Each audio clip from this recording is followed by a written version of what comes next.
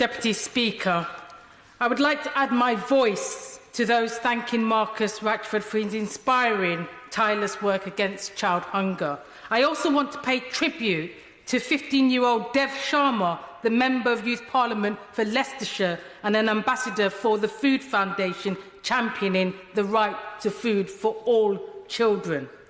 I could not agree more that in 2020, in the sixth richest country of the world, it is appalling that we are even having this debate about how we feed our children. Marcus is brilliant, but it should not be left to pioneering Premier League footballers to paper over the cracks created by a decade of cruel austerity. The government should be ashamed, actually, by their record. 200,000 children going hungry, 45% of African, Asian and minority ethnic children living in poverty, 1 million more children projected to be in poverty by 2022. I give way. She talked about the large number of people from ethnic minority backgrounds in her constituency perhaps living in poverty. Will she also congratulate ethnic minority background charities in Peterborough who are working with the Conservative City Council in Peterborough, making sure that they're helped during this difficult time? Claudia Webbe. Thank you, Madam Deputy Speaker. Indeed, I praise all voluntary organisations, particularly in my own constituency, that have stepped up to put on food banks at a time when poverty has been stark, and the many faith organisations that have stepped in to help in this times. I know from my own experiences, Madam Deputy Speaker, that despite both parents working, what it's like to be a child on free school meals and what it means for survival, for progress and for opportunity. In communities like mine, this government has normalised hunger, poverty and hopelessness. In Leicester East, 42% of our children live in poverty. Years of austerity combined with insecure employment means an estimated 44,000 children in Leicestershire are living below the poverty line, even though the vast majority, 31,000, have at least one parent who has a job. The fact that a job no longer provides a route out of poverty or even guarantees that your children will be fed represents an unforgivable breakdown of our social contract. Indeed, prior to COVID-19, Madam Deputy Speaker, an area in my constituency had 51% of its children in child poverty, and that was before this unprecedented crisis.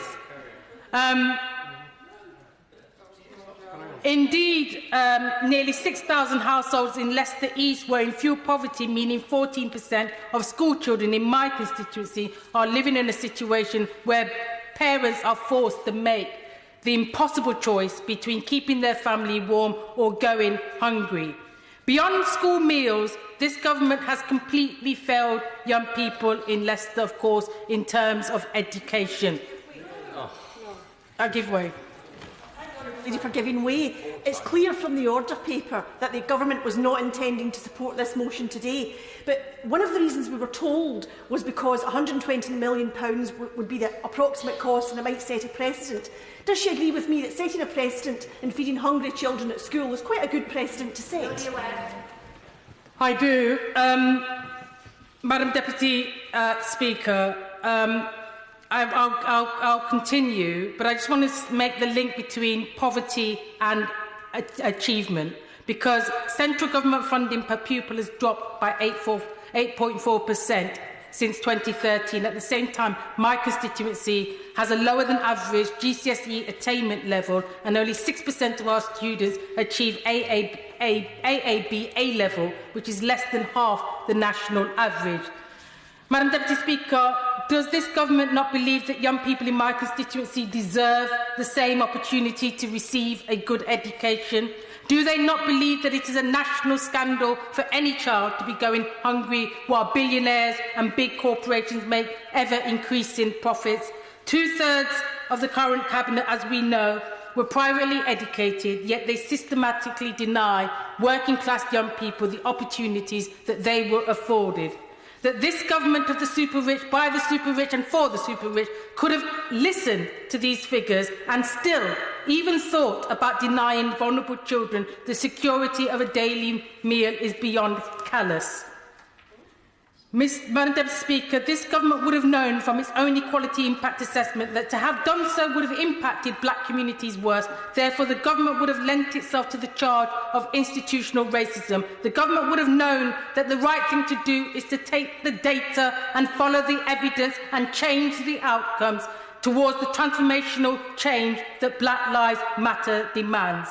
Instead, it was left to Marcus Rashford and young people like Dev Sharma from Leicester to present the case for humanity. Order. Thank you, Madam Deputy Speaker.